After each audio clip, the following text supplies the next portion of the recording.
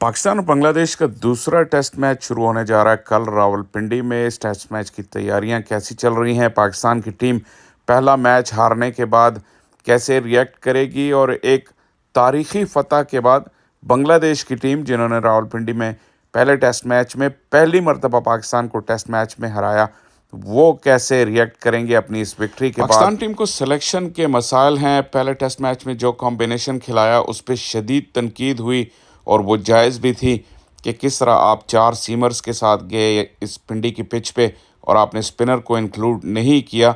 तो पाकिस्तान के पास ये एक ऑप्शन है कि अब वो स्पिनर को इंक्लूड करें, लेकिन अब देखना होगा दूसरे टेस्ट मैच के लिए पिच कैसी है। मिस्ट्री स्पिनर अबरार भी एक मिस्ट्री ही बने हुए हैं कि वो हर टीम का हिस्सा होते हैं, चाहे वो वाइट बॉल हो या रेड बॉल, लेकिन वो खेल नहीं रहे। यहाँ भी ट्रेनिंग के बारे में, उनके बारे में मुतज़ाद खबरें आई। ऑस्ट्रेलिया में उनकी फ़िटनेस के बारे में भी शकूक शुबहात थे। एक और जो बड़ी परेशानी है वो बाबर आजम का फॉर्म में ना होना है। इस वीक भी पिंडी में जितनी भी उन्होंने ट्रेनिंग की, वो अपने बैटिंग रिदम में नज़र आए नहीं। ज़्यादा बॉल्स वो मिडल कर नहीं पाए। आगे चल के आपको बताएंगे स्लो मोशन में कि उनके साथ आखिर हो क्या रहा है। लेकिन ये जो मसाइल हैं, इसके अलावा कप्तान शान मसूद जो हैं वो भी दोनों इनिंग्स में फ़ेल हुए। सलमान अली आगा दोनों इनिंग्स में फ़ेल हुए, जो कि रेगुलर हैं पाकिस्तान के टेस्ट टीम के।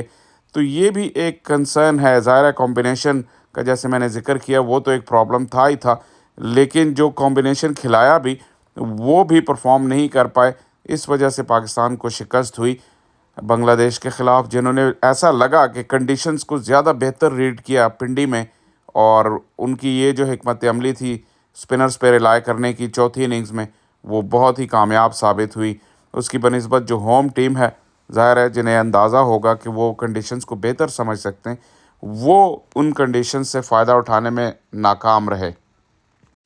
पाकिस्तान के लिए एक बड़ी खुशखबरी बहरहाल ये है कि आमिर जमाल भी फ़िट हो गए हैं और उन्होंने भी ट्रेनिंग में हिस्सा लिया। अब पाकिस्तान के पास, जैसे सिलेक्शन डिलेमा मैं कह रहा था कॉम्बिनेशन का है, उसमें अब पर्सनल भी आ गए हैं कि अगर आपने फ़ास्ट बॉलर चेंज करने हैं तो क्या आप किसी फ़ास्ट बॉलर को रेस्ट देंगे, नसीम या शाहीन में से? और अबरार किसकी जगह टीम में आएंगे? आमिर जमाल क्या इतनी गर्मी में इतना रिहैब उनका काफ़ी है? क्या वो रेडी हैं खेलने के लिए? तो ये बड़े सवालात हैं और होम टीम जो है लगता है कि मुश्किलात का शिकार है। ज़ाहिर है कि उनके पास, जब आप हारते हैं तो आपके पास गलती की गुंजाइश नहीं होती। वैसे भी ये 2 टेस्ट मैच की सीरीज़ है।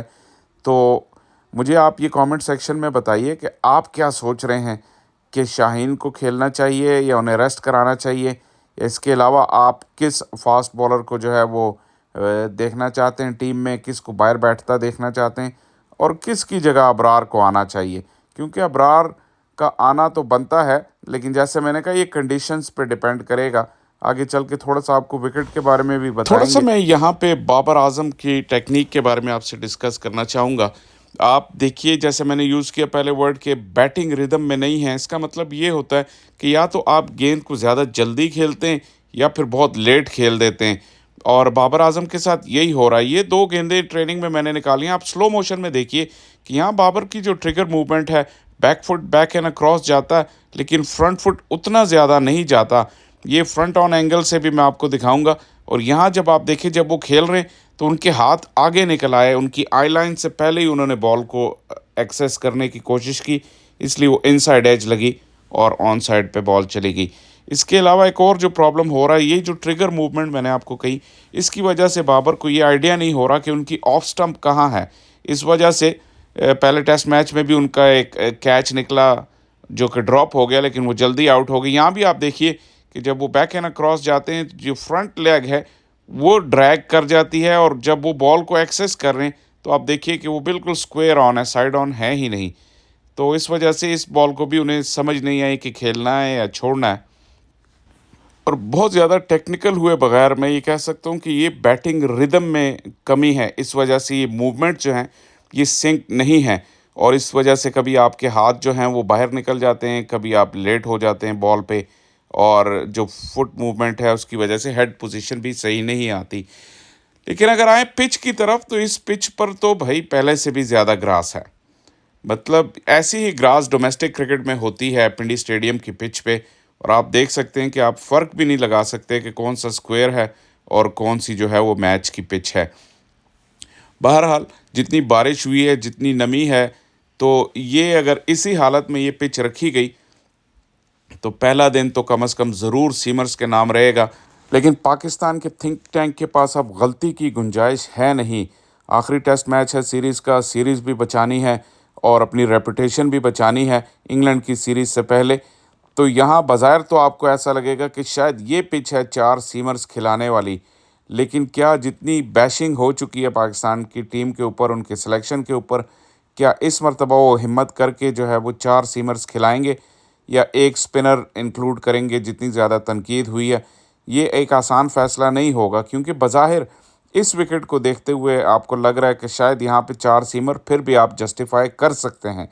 लेकिन पिंडी स्टेडियम की नेचर और जिस तरह का मौसम है, अगरचे इन दिनों तो बारिशें हुई हैं टेस्ट मैच से पहले, लेकिन अगर 3-4 दिन मुसलसल गर्मी रही, तो इस विकेट पर चौथे और पाँचवें दिन जो है, ये बहुत ज़्यादा बैटिंग विकेट हो जाएगी और अगर आपके पास ऑप्शन स्पिन की नहीं है, तो आप फंस भी सकते हैं।